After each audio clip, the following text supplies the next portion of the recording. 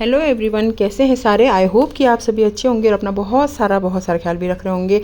सबसे पहले आप सबको मेरी तरफ से हैप्पी नवरात्रि। और आज है नवरात्रि का दूसरा दिन, यानी कि आज तो दूसरा दिन हो चुका है, सेकंड व्रत है आज हम लोगों का। तो यहाँ पे ये जो आप वीडियो देख रहे ये है पहले दिन का, पहले नवरात्रि का, जब करी थी हमने माँ शैलपुत्री की पूजा। और यहाँ पे मैं आ चुकी हूँ अपनी मंदिर साफ़ सफाई के लिए, यानी कि मंदिर साफ़ सफाई तो डेली होता है, लेकिन जब भी कोई व्रत त्यौहार होता है तो स्पेशल सफाई होती है। जैसे हम अपने बर्थडे में भी अपनी स्पेशल ड्रेस पहनते हैं, स्पेशल पूजा होती है, वैसे ही तो आप यहाँ पे देख सकते हैं कि मैंने माँ की पूजा के लिए क्या क्या सामग्री जुटाया है, जितना मेरे से हो सका।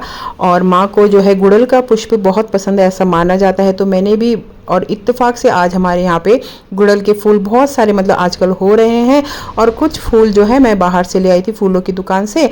तो बर्तन सब मैंने और भगवान जी को नहला दिया है। और यहाँ पे मैं कर रही हूँ अब कलश की स्थापना। आप लोग भी करते होंगे, कौन कौन करते हैं मुझे ज़रूर बताइएगा। तो यहाँ पे मैंने थोड़ा जल्दी जल्दी वीडियो बनाया ताकि आप लोग बहुत बोर ना हो जाए, इसलिए मैंने इसको जो है टाइम लेस पे डाल के जल्दी बनाया था। और नारियल आप लोग कैसे रखते हैं मुझे ज़रूर बताइएगा। देखिए, नारियल रखने की भी कई विधियाँ होती है, लेकिन नारियल को मैं आप लोगों को बताऊँगी यहाँ पे कि किस तरह से रखा जाता है। वैसे तो आजकल सभी बहुत ज्ञानी है, सभी बहुत जानकार है, सबको सब कुछ पता है। तो ये देखिए, इस तरह से मैं नारियल को पहले कलावा बांध दूंगी और उसके ऊपर एक चुन्नी भी लगा दूंगी, या कपड़ा, कुछ भी आपके पास जो भी उपलब्ध है वो लगा दीजिए। और नारियल को हमेशा, नारियल का जो मुंह होता है ना, उसको अपनी तरफ करके रखिएगा, अन्यथा किसी और तरीके से रखने से, यानी कि नारियल का मुंह अगर ऊपर हो, पीछे हो, इस तरह से हो ना, तो वो आपके शत्रुओं को जो है बढ़ोतरी देती है, आपको रोक देता है। इसलिए हमेशा पूजा करते समय नारियल का मुख इस तरह से रखिए कि वो कलश में जो है, जब आप पूजा करने बैठे हो तो नारियल का मुख जो है, देखिए यहाँ पे मैं कोशिश कर रही हूँ कि आप लोग को समझ में आ जाए, इसलिए इसी तरह बना रही हूँ कि मुख जो है हमेशा नारियल का आपकी ओर होना चाहिए। मेरी कोशिश रहती है कि मुझे जो भी पता है, जो भी मुझे ज्ञान है, मैं अपनी बहनों के साथ, अपने व्यूवर्स के साथ, अपनी फैमिली के साथ यहाँ पे बांटूं। तो ये मेरी कोशिश रहती है। और आप लोगों को भी जो पता है वो भी आप लोग मुझे बता सकते हैं। देखिए, सभी बहुत ज्ञानी नहीं होते, कुछ चीज़ें मुझे पता होती है, कुछ चीज़ें आपको पता होती है। तो आप लोग भी अपनी जो आप लोग को पता है वो बातें मुझे बता सकते हैं। हो सकता है कि यहाँ पे मुझसे कोई त्रुटि हुई हो, कोई गलती हुई हो, तो उस चीज़ को आप लोग मुझे यहाँ पे बताइए, और जो है हमें पता चलेगा कि इसी तरह से कि क्या करना है, क्या नहीं करना है। बस एक विनती मेरी ज़रूर है, फिर से कहूँगी, जैसे कि हर वीडियो में कहती हूँ, कि अपने परिवार में, अपने बच्चों में, अपने धर्म के बारे में उनको ज़रूर सिखाइए। बहुत से आजकल लोग हैं जो कहते हैं कि अरे ये सब करने से क्या होता है, ये सब करने से क्या नहीं होगा। अगर हम इसी तरह से करते गए ना, तो आज से 10 या 20 साल बाद आप देखिएगा कि हमारा धर्म खत्म हो जाएगा।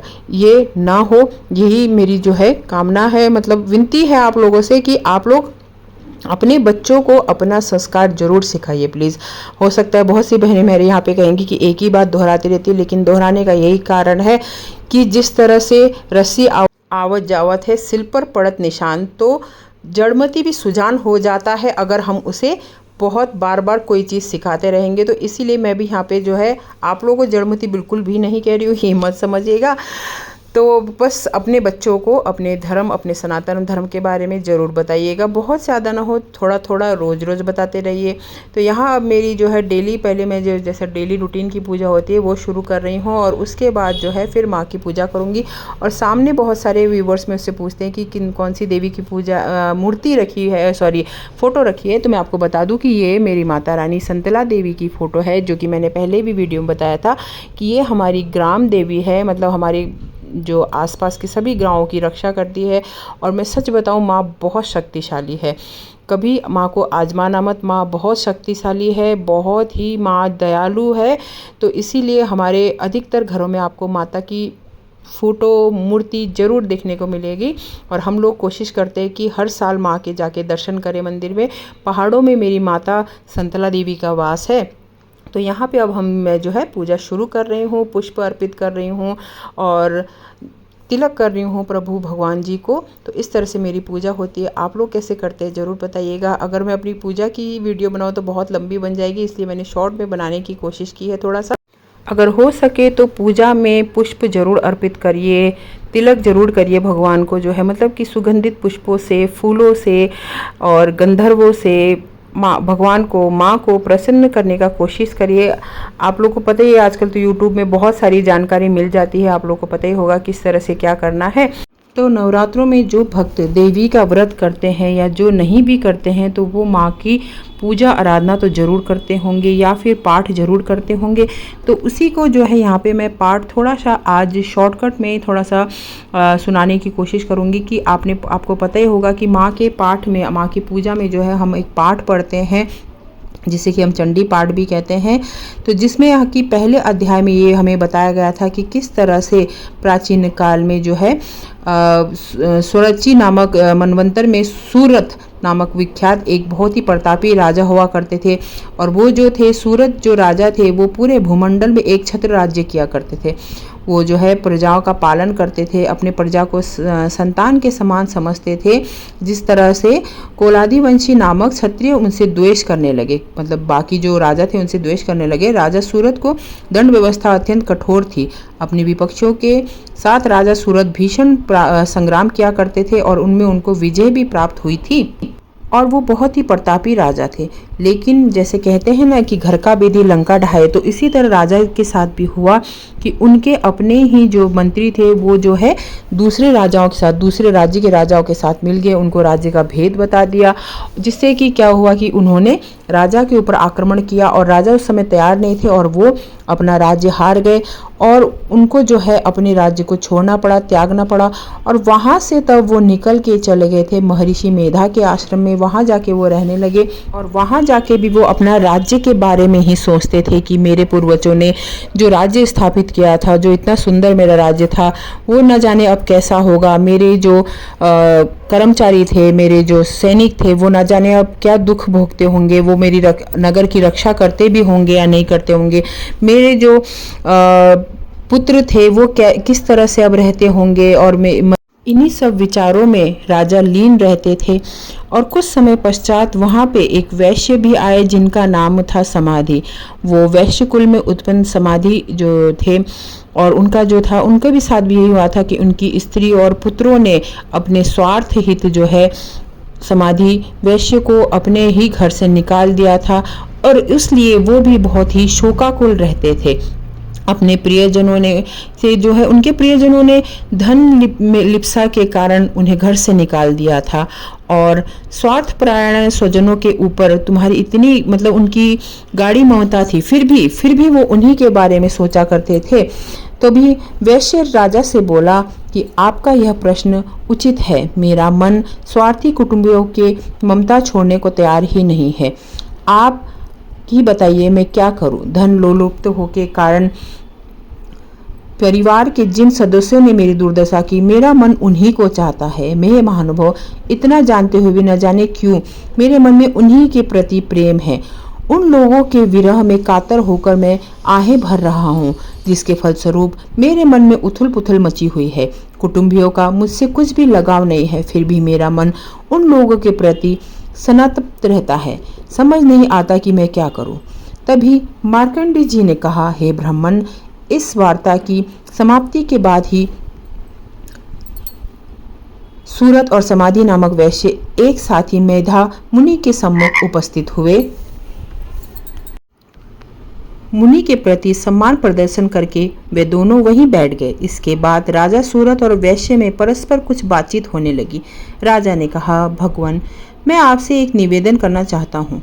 कृपया आप मुझे बताइए। मेरा मन सस्वर न रहने के कारण बहुत ही कलेशित है। जिस राजभोग के सुख में मैं वंचित कर दिया गया हूँ, उसी को पुनः हस्तगत करने यानी कि पाने की कोशिश करता हूँ, पाने की आकांक्षा रखता हूँ। हे मुनिश्रेष्ठ, मैं इस बात को जानना चाहता हूँ कि अब मेरा राज्य पर कोई प्रभुत्व नहीं रह गया है, उस पर किसी अन्य का शासन हो गया है। फिर भी अपनी अज्ञानतावश में उसी के मुंह में पड़ा हूँ। इन बातों में मैं क्या भेद है, कुछ समझ में नहीं आ रहा है। या वह वैश्य भी मेरे ही समान अपने पुत्र, स्त्री और सेवकों द्वारा व्यक्त है, ऐसा जानते हुए भी यह वैश्य, अतएव हम दोनों ही इस बातों से बहुत ही खिन्न है। मेरा मन अभी भी भ्रमित हो रहा है। महाभाग्य, हम उन दोनों से जो प्रेम प्रभावित हो रहे हैं वो क्या है? हम दोनों में प्रत्यक्षता अज्ञान अलक्षण दृष्टिगत हो रहा है। राजा की बातें सुनकर ऋषि ने कहा, हे महाभाग, समस्त प्राणियों में विषय मार्ग का ज्ञान विद्यमान रहता है, उसी प्रकार सभी जीवों के विषय में भिन्न भिन्न होते हैं। उदाहरण स्वरूप कुछ प्राणियों में विद्वानता बनी रहती है, परंतु इसके विपरीत कुछ ऐसे जीव होते हैं जिनके नत्ता मतलब कि रात्रि में न दिखाई देने, यानी कि कुछ जीव रात्रि में देखते हैं, कुछ जीव रात्रि में नहीं देखते हैं। इसके विपरीत कुछ ऐसे जीव होते हैं जो दिन में समान स्वरूप से देखने लायक सक्षम होते हैं। यह बात बिल्कुल सत्य है कि समस्त प्राणियों में मनुष्य अधिकतर विवेकशील प्राणी माना जाता है, परंतु विवेकशीलता के कारण बात केवल मानव वर्ग में ही नहीं रहती, अपितु पशु पक्षी एवं मृग आदि सभी जीव जिस प्रकार मानवों को समझदारी का भाव होता है, उसी प्रकार हिरण आदि जीवों में भी होता है।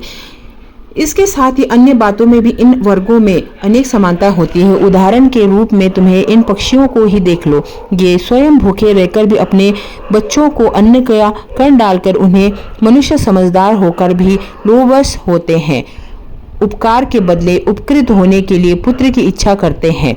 उन सब में समझदारी होते हुए भी संसार की स्थिति को जानते बनाए रखने के लिए भी महामाया भगवती के प्रभाव द्वारा महोब रूपी भ्रमर में डाल दिए जाते हैं और उसी से जीव अहर्निशु डूबते उतरते रहते हैं। जगन्य विष्णु भगवान को योग निद्रा महामाया द्वारा कि यह सारी सृष्टि आच्छन्न हो रही है। महामाया ज्ञानियों के चित्त को भी बलपूर्वक खींचकर मोह सागर में डालकर मोहग्रस्त कर देती है। इस चराचर सृष्टि की कंतित महामाया ही है। जब वे प्रसन्न होती है तो मनुष्य के उद्धार के लिए मुक्ति लाभ का वर देती है। वे ही पराविद्या और अपरा ये दोनों विद्याएं मानी जाती है। संसार बंधन और मोह माया उपराधकालीन सनातनी देवी ही तथा समस्त देवताओं की अधिष्ठात्री है। इतना सुनकर राजा ने प्रश्न किया, भगवान जिन्हें आप महामाया कह रहे हैं वे कौन सी देवी है ब्राह्मण, उनका किस प्रकार हुआ है, उनके क्या चरित्र है ब्रह्मदेवों में मुनिश्रेष्ठ, उन देवी की कथाओं को मैं मुख से सुनना चाहता हूँ। ऐसा सुनकर ऋषि ने कहा, हे राजन, उन देवी का स्वरूप वास्तव में नित्य और सनातन है। संपूर्ण विश्व उन्हीं का स्वरूप है और वे ही महामाया देवी चराचर सृष्टि को भी प्राणियों को प्राविकता करती है। उनकी उत्पत्ति के कारण है वह आख्यान में तुम्हें सुनाता हूँ। अब वे अवतरित होती है, उस समय लोक में उनका अवतार लेना कहा जाता है। प्रलय काल में यह निखिल ब्रह्मांड महासागर में लय हो रहा था तथा सब जीवों के पालक भगवान विष्णु से सैया पर थे और वे योग निद्रा हो रहे थे। उसी समय उनको कानों की मैल से दो भीषण दानव उत्पत्ति हुए, जिनका नाम मधु तथा कैटभ है। जन्म लेने के तत्काल बाद ही दोनों दैत्य ब्रह्मा जी को मारने के लिए चल दिए। ब्रह्मा जी भगवान विष्णु के नाभि कमल में स्थित थे। उन दैत्यों को उन अपने वध के लिए तत्पर देखकर ब्रह्मा जी ने विष्णु भगवान को योग निद्रा से जगाने की कोशिश की। भगवान की यह अमोघ शक्ति की जगद्री विश्व की अधिष्ठात्री संसार में पालन करता एवं संकारी मानी गई है। यही उन्हीं योग माया भगवती की ब्रह्मा जी आराधना करने लगे। ब्रह्मा जी ने कहा, हे देवी, तुम ही स्वधा और विष्टकार हो, स्वर्ग की तुम्हारे ही स्वरूप में है, निहित ही तुम्हें प्राणदायिनी अमृत स्वरूप हो। और उन्होंने माँ को कई कई प्रकार से विनती करके वंदना करके जगाया, योग निद्रा से जगाया और उन्होंने कहा कि हे महामाया, योग निद्रा से अब आप भगवान विष्णु को जगा दीजिए। तुम्हारे द्वारा इस सृष्टि की रचर हो, तुम्हें एकमात्र पालिका और संहारिका हो, सृष्टि की उत्पत्ति में तुम सृष्टि स्वरूपा पालन करता हो। हे महामाया, आप भगवान विष्णु को योग निद्रा से उठाइए ताकि इन राक्षसों का नाश हो। महारूपे, महादेवी, महासुंदरी, तुम ही भयंकर कालरात्रि महारात्रि हो, मोहरात्रि हो, तुम ही ईश्वरी, तुम ही बोध रूप बुद्धि हो, लज्जा पुष्टि तुष्टि शांति क्षमा तुम ही हो। तुम ही खरग धारणी, शूल धारणी, घोर रूपा, गदा चक्र शंख चक्र धनुष धारणी भी हो। बाण भुष्टि परिधि इत्यादि तुम्हारे अस्त्र है। तुम सौम्य और समंतर हो। इतना ही नहीं बल्कि सृष्टि में जितनी भी सौम्य तथा सुंदर वस्तुएं दिखाई देती है सभी तुम हो। परा एवं अपरा इन दोनों विद्याओं से पर रहने वाली परमेश्वरी तुम ही हो। हे देवी, विश्व की संपूर्ण सत असत शक्तियां तुम ही हो। संपूर्ण जगत के रचयिता, पालक और संहारक संपूर्ण भगवान को भी जब तुमने निद्राभिभूत कर दिया है, तब तुम्हारी स्तुति करने में सक्षम इस ब्रह्मांड में कौन है। मेरे सहित भगवान शंकर विष्णु को भी शरीर धारण करने के लिए तुम्हें प्रेरित किया है, अतएव तुम्हारी स्तुति में भी असमर्थ हूँ। हे देवी, तुम हो इस अपने उद्धार करो हमारा, और इन दोनों अपराजेय दानवों को तुम विमुख करके भगवान विष्णु की निद्रा भंग करो। इसके साथ ही भगवान के मन में मधु और कैटभ नामक असुरों के वध की प्रेरणा भी उत्पन्न करो। ऋषि ने कहा, हे राजन, जिस प्रकार समय भगवान विष्णु के निद्रा भंग के नियमित उस तमोगुण की अधिष्ठात्री देवी की स्तुति की, उसी समय से महामाया भगवान के नेत्र, मुख, नासिका, बाहु, हृदय में, वक्षस्थल में निगृत होकर ब्रह्मा जी के सामने प्रकट हो गई। योग निद्रा से विमुक्त होकर जगन्नाथ भगवान जनार्दन को एकाग्र के जल से सैया में जागृत हो उठे। निद्रा रहित होते ही भगवान ने उन दोनों दानवों को देखा। वे दोनों ही दुराचारी दैत्य मधु कैटभ अत्यंत पराक्रमी और शक्तिशाली थे। उन दोनों की क्रोध युक्त आंखें मानो ब्रह्मा जी को निगल जानी थी। ऐसी स्थिति में भगवान विष्णु ने उन दोनों महापराक्रमी दानवों के साथ 5000 वर्षों तक निरंतर युद्ध किया। वे दोनों ही दैत्य बल के मद में मत हो रहे थे। महामाया ने दोनों दैत्यों को अपने प्रभाव से मोहग्रस्त कर दिया। अतएव उन दोनों असुरों ने मोहमुग्ध होकर भगवान विष्णु में, हम लोग तुम्हारी वीरता से अत्यंत प्रसन्न हैं। हम दोनों तुमको इच्छित वर देना चाहते हैं, वर मांगो। दैत्यों की बात सुनकर भगवान बोले, यदि तुम दोनों मेरे ऊपर प्रसन्न हो तो यही चाहता हूँ कि तुम लोगों मेरे हाथों मारे जाओ। इसके अतिरिक्त मुझे अन्य किसी वरदान की लालसा नहीं है। तब ऋषि ने कहा, जब उन राक्षसों ने मोहग्रस्त होकर समस्त भूतल को जलपूर्ण समाप्त कर दिया तो तब उन्होंने कहा भगवान विष्णु से, मैं अब हमारा वध किसी सूखे स्थल पर करना जहाँ जल विहीन हो। इसके बाद ऋषि बोले, शंख, चक्र, गदा और पदाधिकारी भगवान विष्णु ने तथास्तु कहते उन दोनों दैत्यों को मस्तक को अपने जंघाओं पर रखकर सुदर्शन चक्र द्वारा काट दिया। यह महादेवी ब्रह्मा जी की स्तुति से प्रसन्न होकर स्वयं ही उत्पन्न हुई थी। अब मैं तुमसे उनके प्रभाव के महत्व का वर्णन करता हूँ। इति प्रथम अध्याय समाप्त। जय माता दी।